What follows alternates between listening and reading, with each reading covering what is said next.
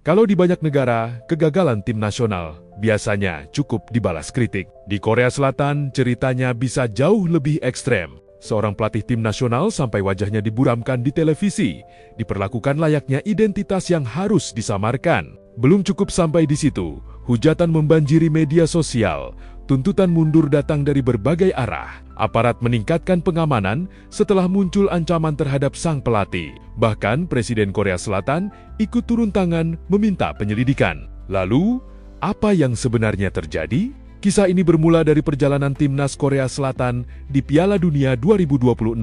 Awalnya, Taeguk Warriors tampil cukup meyakinkan. Mereka membuka turnamen dengan kemenangan 2-1 atas Republik Ceko. Hasil itu membuat optimisme publik langsung meningkat. Banyak yang yakin Korea Selatan mampu melanjutkan tradisi sebagai salah satu kekuatan sepak bola terbaik Asia. Namun harapan itu perlahan memudar. Pada laga kedua, Korea Selatan harus mengakui keunggulan Meksiko dengan skor tipis 1-0.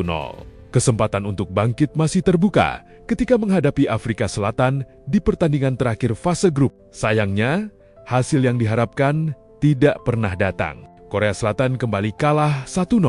Meski begitu, peluang lolos sebenarnya belum sepenuhnya tertutup. Dengan format baru Piala Dunia 2026, beberapa tim peringkat ketiga terbaik masih berhak melaju ke babak berikutnya. Korea Selatan pun harus menunggu hasil pertandingan dari grup lain. Sayangnya, harapan itu benar-benar sirna setelah Republik Demokratik Kongo mengalahkan Uzbekistan dengan skor 3-1. Hasil tersebut membuat Korea Selatan hanya menempati posisi ke-9 dalam klasemen tim peringkat ketiga terbaik dan dipastikan tersingkir. Bagi negara yang sudah 11 kali berturut-turut tampil di Piala Dunia sejak 1986, hasil ini menjadi pukulan yang sangat besar. Sorotan pun langsung mengarah kepada pelatih Hong Myong-beo. Keputusan yang paling banyak dipertanyakan adalah ketika ia mencadangkan kapten tim, Son Heung-min, saat menghadapi Afrika Selatan. Son baru dimainkan pada babak kedua ketika tim sudah tertinggal. Strategi itu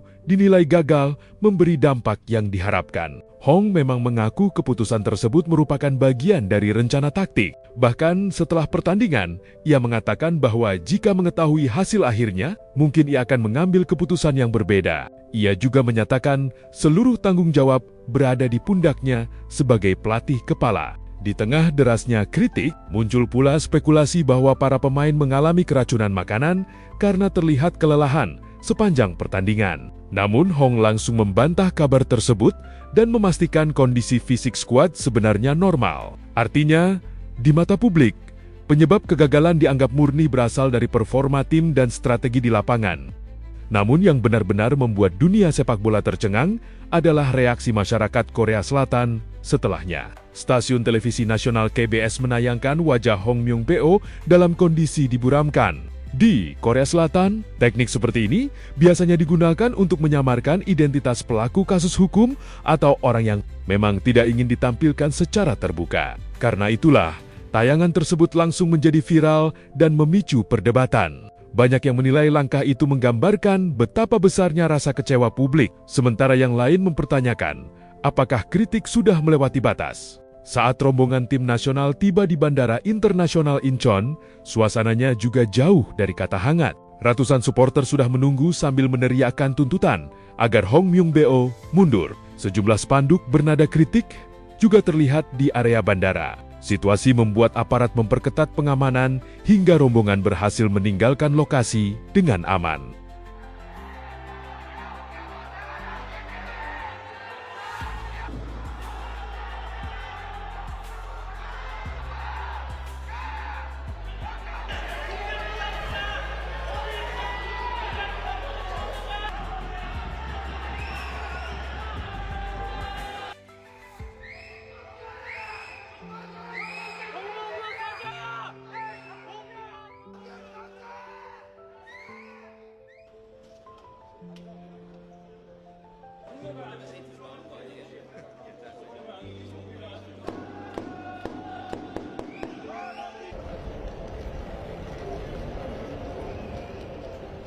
Tekanan yang terus meningkat akhirnya membuat Hong Myong-beo mengumumkan pengunduran dirinya. Dalam pernyataannya, ia meminta maaf kepada masyarakat Korea Selatan dan mengakui tim gagal memenuhi harapan publik. Besarnya perhatian terhadap kasus ini bahkan membuat Presiden Korea Selatan Lee Jae-myung ikut memberikan respons. Menurutnya, kegagalan di Piala Dunia bukan sekadar persoalan hasil pertandingan, melainkan juga menyangkut tata kelola sepak bola nasional. Ia meminta dilakukan evaluasi menyeluruh terhadap sistem yang ada agar kegagalan serupa tidak kembali terulang. Menariknya, ini bukan kali pertama publik Korea Selatan meluapkan kekecewaan dengan cara yang begitu keras.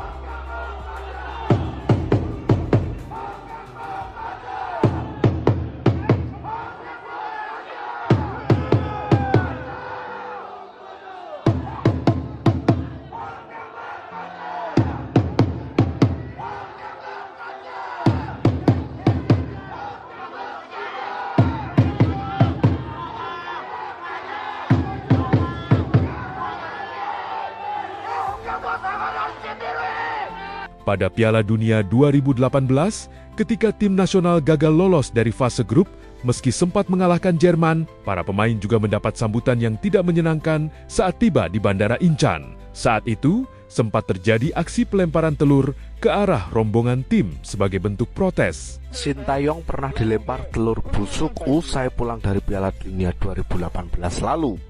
Timnas Korsel yang dilatih Shin Tae-yong hanya bertahan 2 pekan di Rusia karena sudah gugur di fase grup. Korsel sebenarnya sudah mempermalukan juara bertahan Jerman 2-0 pada laga terakhir grup F. Hasil itu mencoreng nama besar Jerman karena mereka harus tersingkir dengan status juru kunci. Jika Jerman menulis sejarah kelab Korsel melahirkan historis emas, Shin Tae-yong patut bangga karena dia mengantarkan Korsel jadi timnas Asia pertama yang mampu mengalahkan juara bertahan Piala Dunia di laga resmi. Namun kemenangan atas Jerman tidak cukup meredam kekecewaan fans Korsel. Hal itu terbukti saat timnas Korsel mendarat di Bandara Incheon. Suasana kepulangan Son dan kawan-kawan awalnya cukup kondusif. Namun situasi berubah menjadi tegang saat ada oknum fans melempar telur busuk dan guling ke arah timnas Korsel. Beruntung telur busuk itu tidak mengenai pemain ataupun pelatih.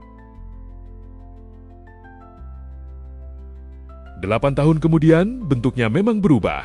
Kini kemarahan lebih banyak tersalurkan melalui media sosial, simbol-simbol yang viral, hingga tekanan publik yang begitu besar. Semua itu menunjukkan satu hal. Di Korea Selatan, sepak bola bukan sekadar olahraga. Ekspektasi terhadap tim nasional berada di level yang sangat tinggi. Ketika hasil di lapangan tidak sesuai harapan, tekanan yang muncul bisa jauh melampaui skor pertandingan itu sendiri. Menurut kalian, apakah reaksi publik Korea Selatan kali ini masih bisa dianggap sebagai bentuk kritik yang wajar? Atau justru sudah terlalu berlebihan? Tulis pendapat kalian di kolom komentar.